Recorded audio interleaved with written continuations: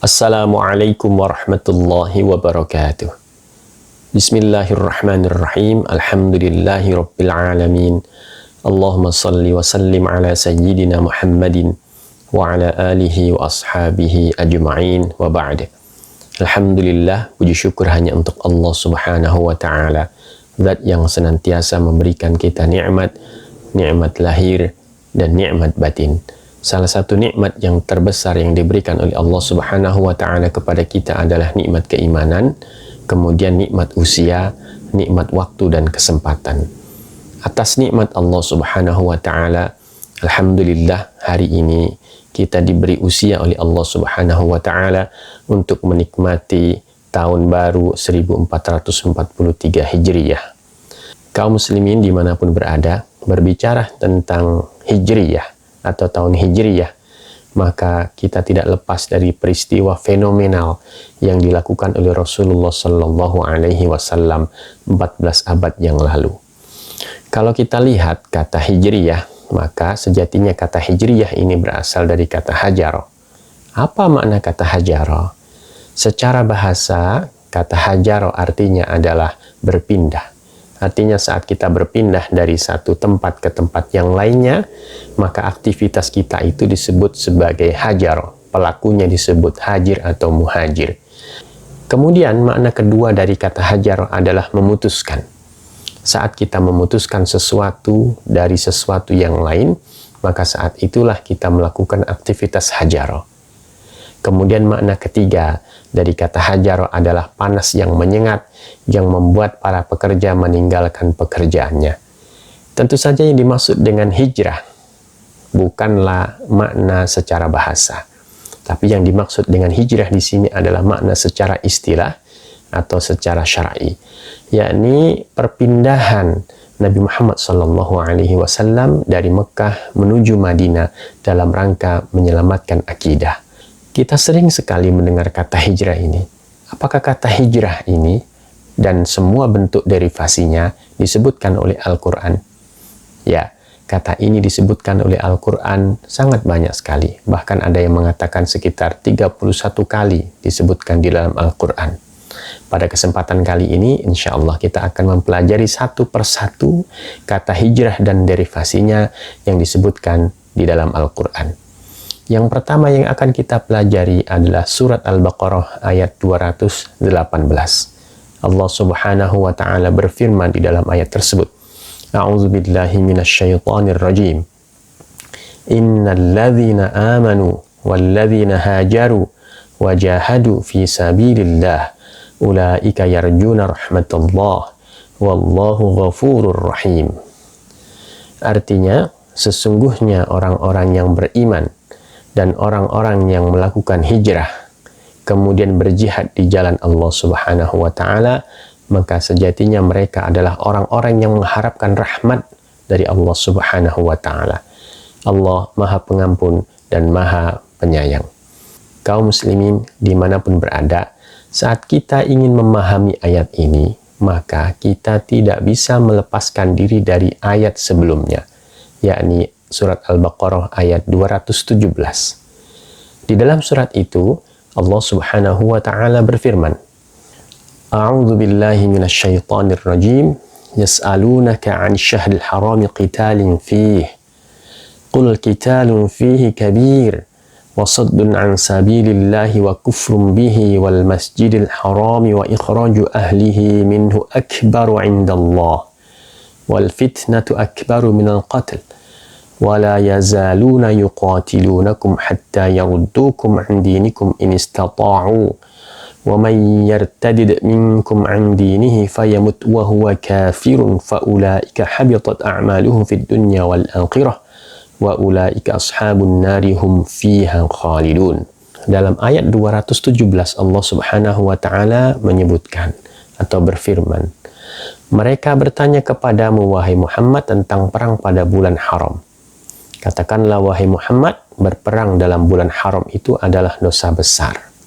Tetapi menghalangi manusia dari jalan Allah, kafir kepada Allah, menghalangi masuk Masjidil Haram, dan mengusir penduduknya dari sekitar Masjidil Haram lebih besar dosanya di sisi Allah Subhanahu wa Ta'ala, dan berbuat fitnah lebih besar dosanya daripada membunuh. Mereka tidak henti-hentinya memerangi kalian sampai mereka dapat mengembalikan kalian dari agama kalian kepada kekafiran. Seandainya mereka sanggup, barang siapa yang murtad di antara kalian dari agamanya, lalu dia mati dalam kekafiran, maka mereka itulah yang sia-sia amalannya di dunia dan di akhirat, dan mereka itulah penghuni neraka, mereka kekal di dalamnya. Ini adalah surat Al-Baqarah ayat 217. Kita harus memahami betul ayat ini berdasarkan sababun nuzulnya. Sababun nuzul adalah penyebab Allah Subhanahu wa Ta'ala menurunkan ayat ini kepada Nabi kita Muhammad sallallahu alaihi wasallam. Ada beberapa riwayat yang menjelaskan tentang sababun nuzul ayat ini. Pada kesempatan yang mulia ini akan saya bacakan riwayat yang disebutkan di dalam tafsir Ibnu Katsir. Dalam sebuah riwayat dari Jundub ibnu Abdillah disebutkan bahwa Rasulullah Sallallahu Alaihi Wasallam mengirimkan utusan yang terdiri atas sejumlah orang, dan mereka mengangkat Abu Ubaidah ibnul Jarrah sebagai pemimpin. Nah, ketika Abu Ubaidah hendak berangkat menunaikan tugasnya, tiba-tiba ia menangis karena rindu kepada Rasulullah Sallallahu Alaihi Wasallam, hingga terhentilah ia dari perjalanannya. Maka Rasulullah Sallallahu Alaihi Wasallam menggantinya dengan Abdullah ibnu Jahsh atau Abdullah bin Jahsh. Dan Rasulullah menulis sepucuk surat buatnya dengan instruksi ia tidak boleh membaca surat tersebut sebelum tiba di tempat tertentu. Singkat cerita, rombongan yang dipimpin oleh Abdullah bin Jahsh sampai di tempat tertentu tersebut. Setelah sampai di tempat tertentu tersebut, kemudian Abdullah bin Jahsh membuka sepucuk surat tersebut. Dan di dalamnya tertulis, La tukrihunna ahadan ala sayri ma'aka min ashabik. Artinya, wahai Abdullah bin Jahsh, jangan sekali-kali kamu memaksa seseorang pun dari kalangan teman-temanmu untuk berangkat bersamamu. Setelah membaca surat tersebut, Abdullah bin Jahsh mengucapkan kalimat istirja', yakni inna lillahi wa inna ilaihi raji'un. Kemudian Abdullah bin Jahsh pun berkata, aku tunduk dan taat kepada perintah Allah dan Rasulnya. Kemudian Abdullah bin Jahsh menceritakan kepada para sahabatnya dan membacakan surat Nabi Muhammad SAW kepada mereka. Maka ada 2 orang lelaki dari kalangan mereka yang kembali, sedangkan sisanya tetap bersama Abdullah bin Jahsh. Kemudian mereka bersua dengan Ibnul Hadrami, lalu mereka membunuhnya, sedangkan mereka tidak mengetahui apakah bulan itu adalah bulan Rajab, maksudnya sudah masuk bulan Rajab, atau masih bulan Jumadil Akhirah. Maka orang-orang musyrik berkata kepada orang-orang muslim, kalian telah melakukan pembunuhan dalam bulan haram. Lalu Allah Subhanahu wa Ta'ala menurunkan ayat yas'alunaka 'anil syahril harami qitalin fihi ila akhiril ayat. Kaum muslimin dimanapun berada, ada riwayat lain yang disampaikan oleh Ibnu Mas'ud, Abdullah bin Mas'ud, sehubungan dengan ayat tersebut atau sehubungan dengan sababun nuzul ayat tersebut. Disebutkan bahwa pada mulanya Rasulullah Sallallahu Alaihi Wasallam mengirimkan sejumlah pasukan rahasia yang terdiri atas 7 orang di bawah pimpinan Abdullah bin Jahsh. Siapakah 7 orang tersebut? Yang pertama adalah Ammar bin Yasir, kemudian Abu Hudzaifah bin Utbah bin Rabi'ah, kemudian Sa'ad ibnu Abi Waqqas, kemudian Utbah bin Ghazwan, kemudian Suhail bin Bayda, kemudian Amir bin Furaiha, kemudian Waqid bin Abdillah al-Yarbu'i. 7 orang ini adalah pasukan yang dipimpin oleh Abdullah bin Jahsh. Kemudian Rasulullah Shallallahu Alaihi Wasallam membekali mereka sepucuk surat dan berpesan kepada Abdullah bin Jahsh agar tidak membaca surat tersebut sebelum sampai di lembah Nakhlah. Ketika rombongan itu sampai di lembah Nakhlah, kemudian Abdullah bin Jahsh membuka surat itu dan ternyata di dalamnya terdapat perintah, berjalanlah terus sampai kamu turun di lembah Nakhlah. Maka Ibn Jahsh berkata kepada teman-temannya, barang siapa yang ingin mati, hendaklah ia maju terus dan berwasiatlah. karena sesungguhnya aku sendiri akan berwasiat dan maju melakukan perintah Rasulullah Sallallahu Alaihi Wasallam. Lalu Ibnu Jahsh maju, dan yang tidak ikut dengannya adalah Sa'ad bin Abi Waqqas dan Utbah bin Ghazwan. Kenapa mereka tidak ikut? Apakah mereka takut atau apakah mereka ingin melanggar perintah Rasulullah? Tidak. Mereka tidak ikut karena mereka mencari onta tunggangan mereka, sehingga ia tidak ikut dalam rombongan Abdullah bin Jahsh. Kemudian Ibnu Jahsh terus berjalan menuju ke tengah lembah Nakhlah. Tiba-tiba ia bersua dengan Al-Hakam bin Kaisan dan Utsman bin Abdullah bin Mughirah. Nah, saat itu bulan Jumadal Akhirah telah berakhir. Lalu Amr terbunuh. Ia dibunuh oleh Waqid bin Abdullah. Perang ini merupakan perang pertama yang menghasilkan ghanimah bagi sahabat Rasulullah. Ketika mereka kembali ke Madinah dengan membawa 2 orang tawanan perang dan harta ghanimah, maka penduduk Mekah berkeinginan untuk menebus kedua tawanan itu.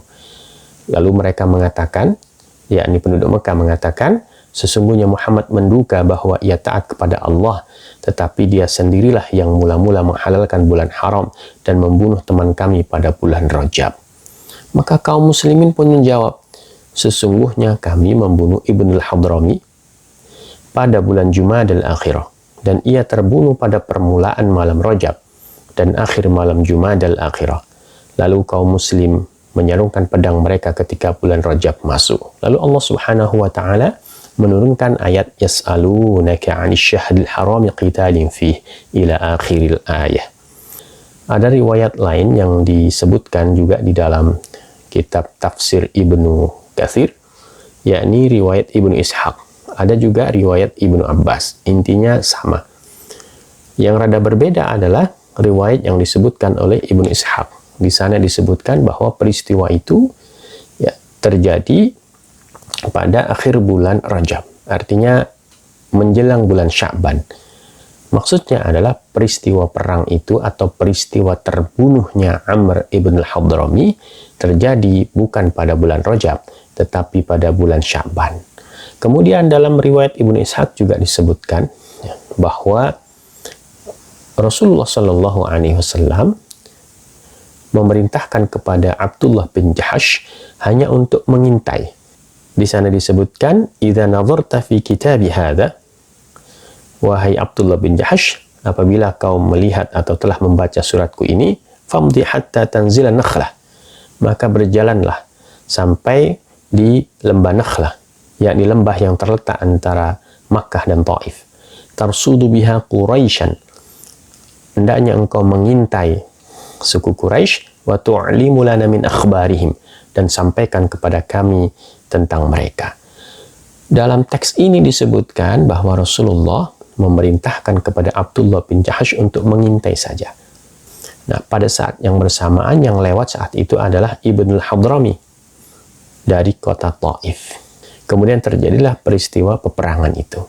Nah, kaum muslimin dimanapun berada, kita perlu pahami dan ketahui bahwa sejatinya sebelum proses penyerangan itu terjadi, kaum muslimin ragu-ragu dan enggan menyerang rombongan yang dipimpin oleh Amr ibnul Hadrami.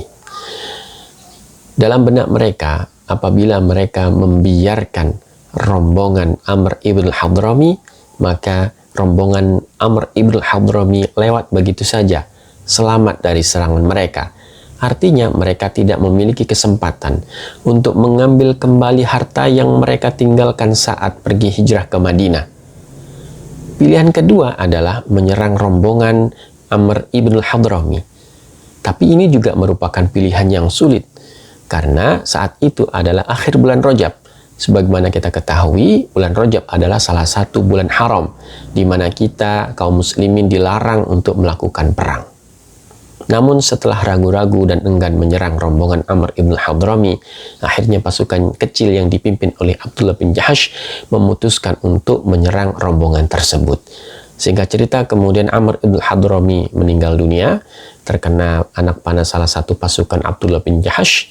Kemudian mereka dikalahkan oleh pasukan Abdullah bin Jahsh dan dibawa ke Madinah sebagai tawanan perang, dan hartanya disita sebagai harta rampasan perang. Lalu mereka memberikan bagian 1/5 kepada Rasulullah Shallallahu Alaihi Wasallam dan membawa tawanan perang itu kepada Rasulullah Shallallahu Alaihi Wasallam. Kemudian Rasulullah berkata kepada Abdullah bin Jahash dan teman-temannya, "Aku tidak menyuruh kalian untuk melaksanakan perang di bulan haram."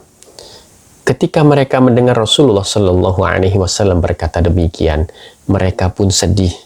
Mereka merasa melakukan dosa dan mereka berpikir akan binasa. Terlebih banyak sekali kaum muslimin yang juga ikut menyalahkan mereka dan mendiamkan mereka. Dan kemudian kafir Quraisy pun memojokkan Nabi Muhammad dan kaum muslimin yang melakukan penyerangan atau perang pada bulan haram. Namun Allah Subhanahu wa Ta'ala kemudian menurunkan surat Al-Baqarah ayat 217 yang menyebutkan bahwa perang di bulan haram adalah dosa.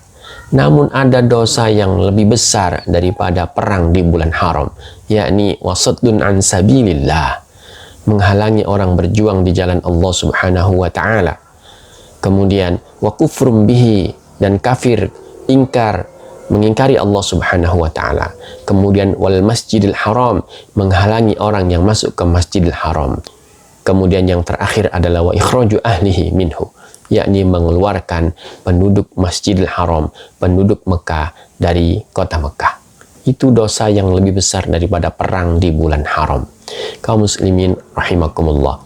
Setelah wahyu itu turun, maka Abdullah bin Jahash pun merasa bahagia. Teman-teman yang tadinya tergabung dalam rombongan Abdullah bin Jahash yang tadinya merasa sedih, akhirnya pun bahagia.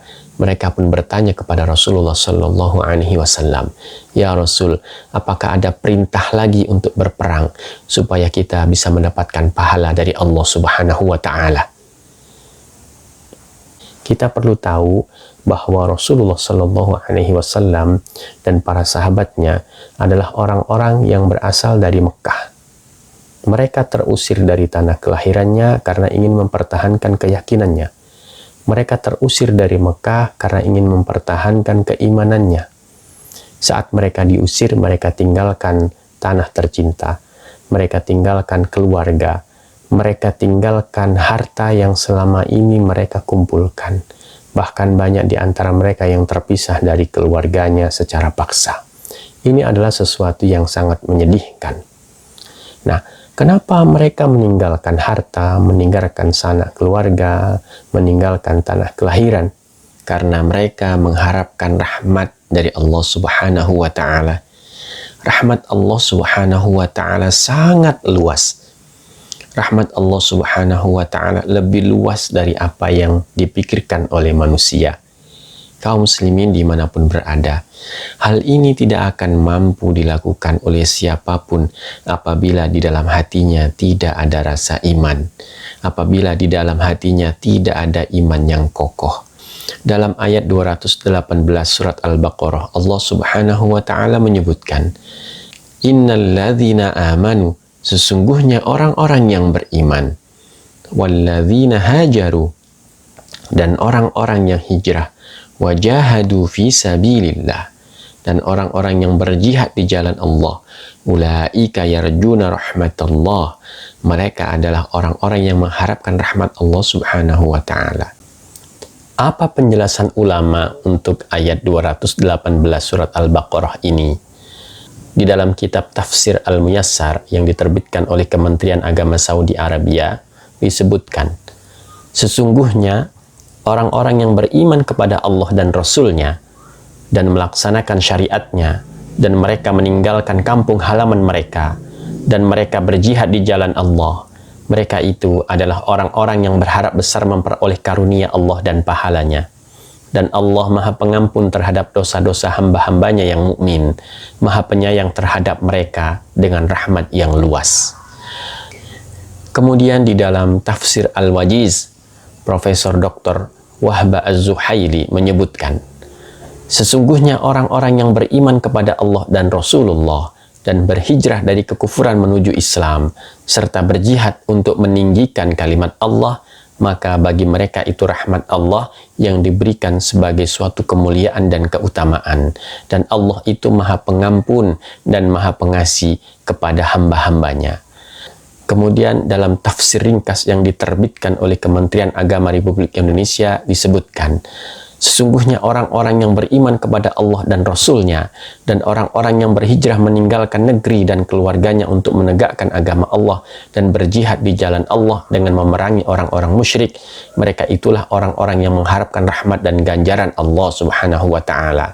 Allah Maha Pengampun kepada orang-orang yang beriman, lagi Maha Penyayang. Lalu apa hikmah yang bisa kita petik dari surat Al-Baqarah ayat 218 ini? Kalau kita lihat ayat ini, maka kita akan mendapati ada 3 hal yang disebutkan oleh Allah Subhanahu wa Ta'ala supaya seseorang ini disebut sebagai orang yang mengharapkan rahmat Allah Subhanahu wa Ta'ala. Yang pertama adalah orang yang beriman. Kaum muslimin dimanapun berada, bila kita ingin disebut sebagai orang yang mengharapkan rahmat Allah Subhanahu wa Ta'ala, maka hal pertama yang harus kita lakukan adalah beriman kepada Allah dan Rasul-Nya. Hal yang harus kita lakukan adalah melaksanakan semua tuntutan iman kita kepada Allah dan Rasul-Nya. Bila kita ingin disebut sebagai orang yang beriman adalah kita menerima secara penuh apa yang dituntut oleh Allah atas diri kita.